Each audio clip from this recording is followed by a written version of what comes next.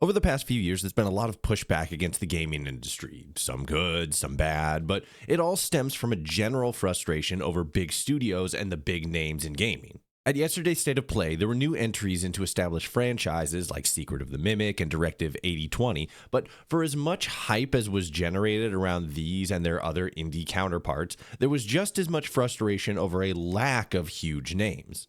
People disappointed that we didn't see anything about Silksong or GTA 6 or Bloodborne, and I gotta be honest, I don't really know how people keep setting themselves up for disappointment multiple times a year.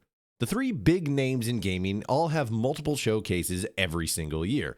Xbox seems to be a bit more structured and predictable, but the point is that these showcases usually only show off like one or two big titles to generate hype, and the rest of the time they showcase smaller titles. And time again, it happens every single year, multiple times, and yet somehow there are still people who expect something massive from each and every little showcase. My brother and Adam, why would they show off new footage of GTA 6, probably one of the most anticipated games of the last decade, at a PlayStation Direct event in the middle of February? Ever since E3 went belly up because of COVID, there's not as much pomp and circumstances around gaming announcements. The big three just kind of do their best with their own smaller showcases that were never really designed with the intent of being these huge reveals for massive games slated for that year. The Game Awards has kind of become the new big showcase, but even then, it's sort of just been mushed in with what the Game Awards